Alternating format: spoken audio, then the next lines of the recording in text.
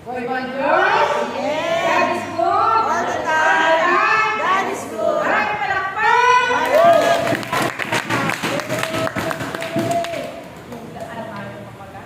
Darating na pag-uusap. Nung nabasa ko doon, sabi ng aking Panginoon, pag inusig kayo sa isang bayan, tumakas na lang kayo dyan. No? Diba? Sisiguraduhin ko sa inyo na bago nyo mapuntahan lahat ng bayan sa Israel ba yun? Ang sabi ng aking Panginoon, kaya huwag kayong matakot. Sabihin, nung nabasa ko yan, nakikita mo kung gaano tayo talaga ang mahal ng ating Panginoon. Di ba minsan, advice natin sa mga anak natin, pag may kaaway, tumakbo ka na lang. Huwag kang lumabas. Tumakas ka. Hanggat magagawa kong tumakas ka lang para walang problema. Mas maganda na yung tumatakas kaysa palabang. Amen? Kasi maba ang loob. Sabihin, bakit? Bakit tinangaya ng Panginoon niya? Kayang-kaya naman niya iganti yung tao, di ba? Kaya niya bang gawin yun? Oo. Kaya niya gawin, pero hindi niya ginagawa. Bakit? Hindi nila niya para pagkakataon. Maraming pagkakataon yung mga tao sa kanila. Umuulit sa kanila. Amen?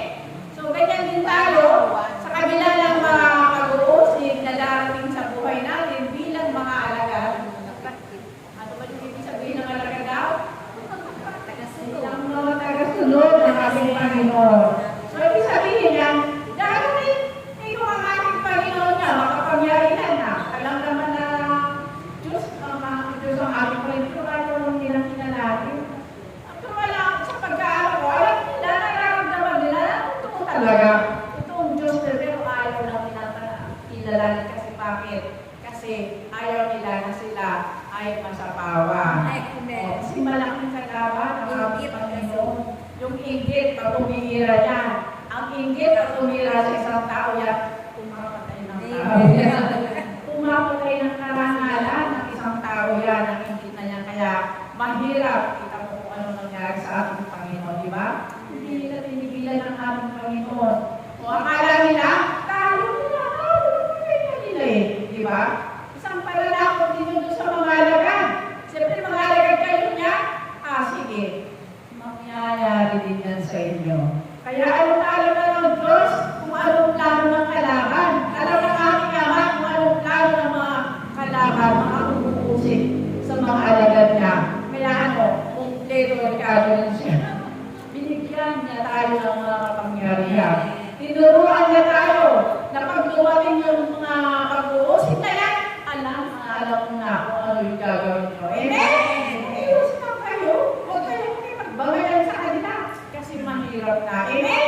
Purihin mo natin ang ating Panginoon.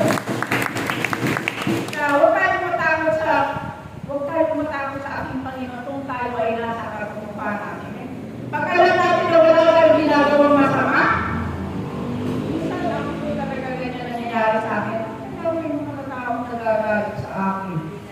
Siyempre lang, nakakalungkot din yung may mga tao parang makikita mo na lang na hindi ka binabati, parang gano'n. Pero patuloy ka lang na bumati sa kabaliwalain mo lang. Isipin mo lang, sa halip na malungkot ka, matuwa ka. Bakit? Sumagot na kayo. Sa halip na malungkot ka, matuwa ka. Kasi napapatunayan mo sa sarili mo na isa ka na tunay na alagad ng Diyos. Kasi, sabi nga, di ba, yung puno, pag walang bunga yan, may babato ba dyan? Walang babato dyan. Kaya ka binabato dahil sa bunga. Nakikita na nila sa'yo yung bunga ng iyong paglilingkod na hindi pa nila na kayang tarpin. Sabi nga tarpin, abutin. Hindi pa nila masyado maunawaan. Amen?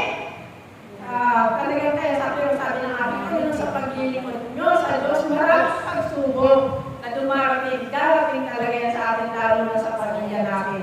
Pero hindi tayo mababayaan ng Diyos at tayo ay papagnubayan na. Nung umpisa pa nga lang ako dito pag lumalak na mga sila sister, sila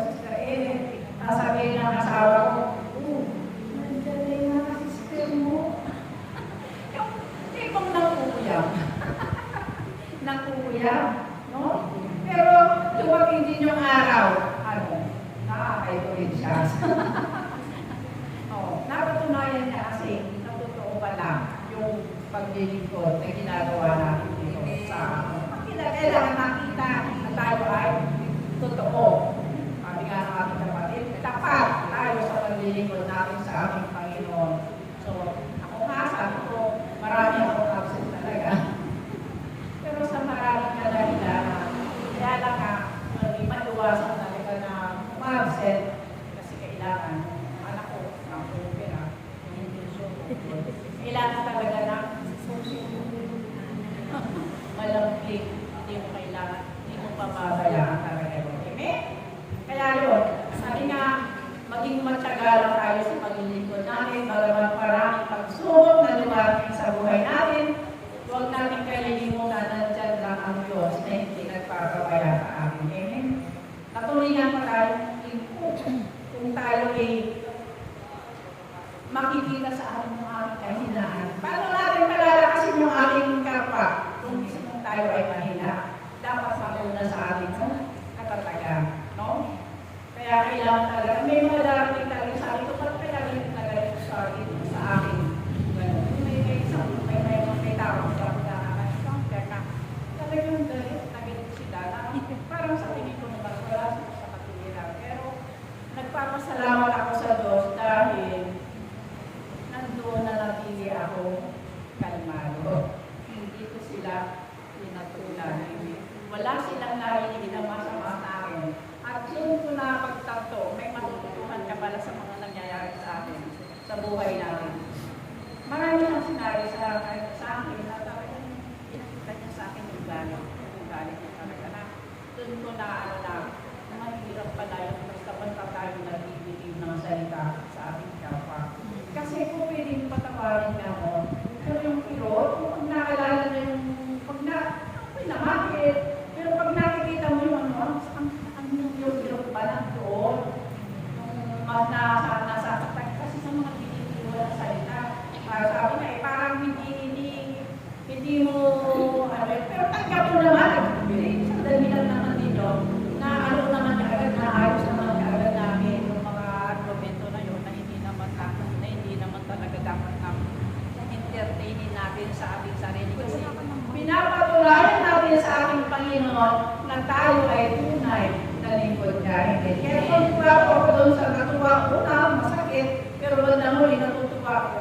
Nagpapasalamat ako sa Diyos dahil sa mga karanasan natin at mayroon tayong matutuhan. Kaya pala pinakaintulog nila dyan kasi gusto na lang tayong turuan upang tayo ay maging matibay sa ating pananampalataya. Maging matatag tayo. No? Kasi pagka tayo ay hindi dumaan sa ganyan, sabi na, pag ang ginto daw ay hindi dinaan sa apoy, hindi lalabas ang kulay na kinatanggit mo na yan. Kailangan dumaan tayo sa apoy. O ngayon, hindi na kayo natatakot dumaan sa apoy. Siguro sila lahat may takot din. Pero, ando yung pag-asa ay tinanim na sa atin ng ating Panginoon na hindi niya tayo iiwan at hindi na tayo papabayaan. Amen! Purihin natin ang ating Panginoon. Huwag kang matakot kung sa katotohanan ka. Katulad sa mga nangyayari ngayon sa panahon natin, na talaga naman pag nagsabi ka ng totoo, sabi nila sila ng totoo, pero may nangyayari sa iyo. Kailangan sumunod ka sa akin. Amen. Diba? Natakot ka. Ibang klaseng pagkatakot ko. Natakot ka kanino? Sa tao. Malaking problema yun sa ating Panginoon. Ang katakutan daw natin ay hindi ang tao. Ang katakutan natin ay hindi yung tao. Ang Diyos ang katakutan natin. Kung tayo kasi ay nagsisinungaling, may pananaguran tayo sa ating Panginoon. Lagot tayo. Kasi sabi nga, bilang na ng Diyos, pati ang buong natin, alam niya na kung ano yung binabago namin, ano yung iniisip natin, yung laman ng puso natin, alam na. Wala na tayong makitatago sa ating Panginoon. Amen? Naniniwala po ba kayo? Amen. Kaya kailangan tapat lang tayo sa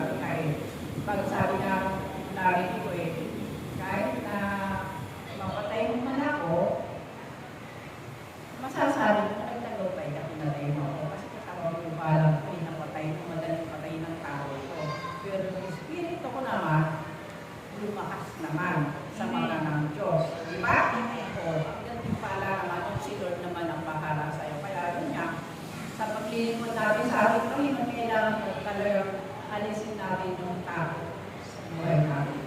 Parang ako. Pag natutok na, ano ba yun? Pero nagpatawa. Ninenervyos na. Pero yun, pero ang sarap naman, pagkatapos mong masunod, at yun ni Ate Ernie, sumunod lang tayo ng sumunod. Kasi nasa pagsunod, himala.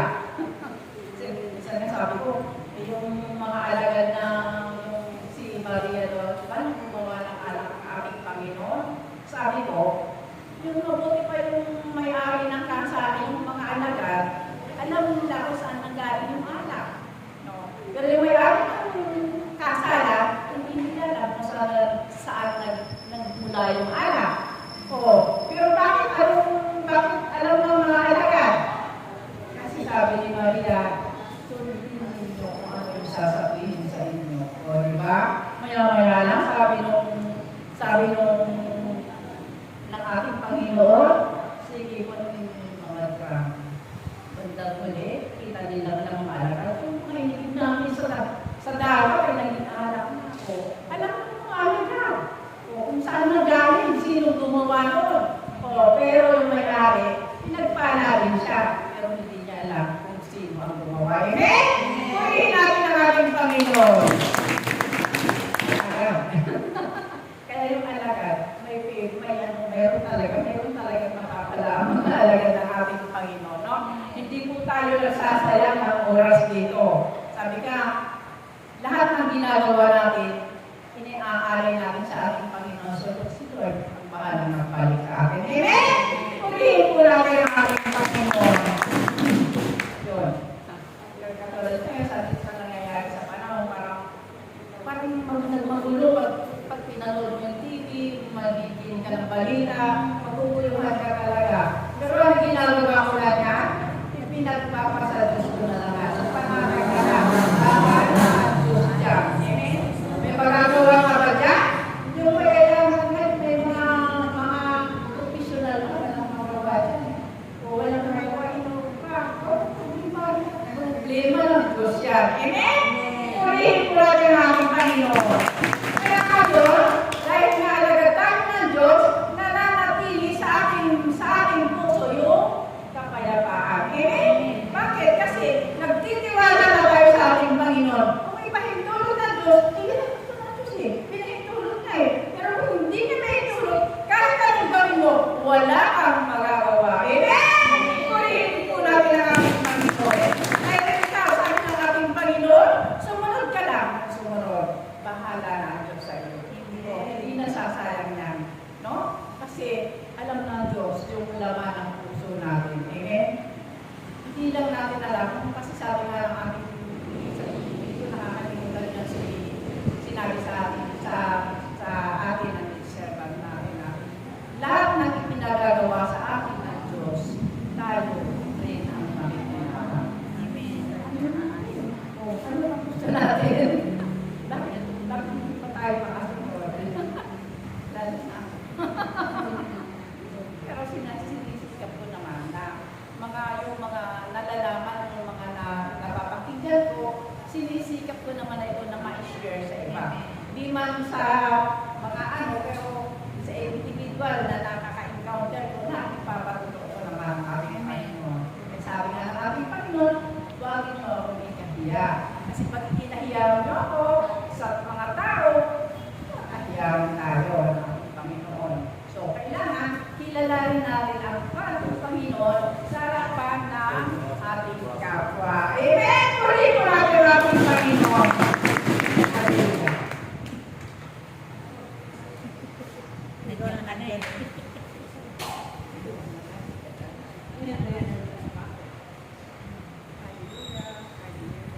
Kaya kayong lahat ay masiyahan at pasalamatan ang inyong natatanggap na nagmula sa kakakilangan sa awat-abag ng Diyos.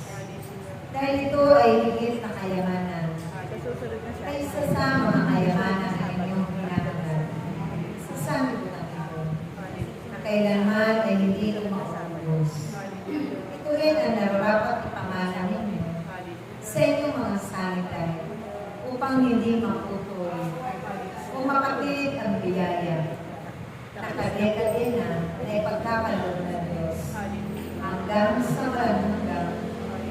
Umasa ang bawat isa at sumali sa kanyang mga salita dahil kailanman walang makikibo, laging katagumpayan ang sasabi. Napakaganda ng mensahe ng ating Panginoon.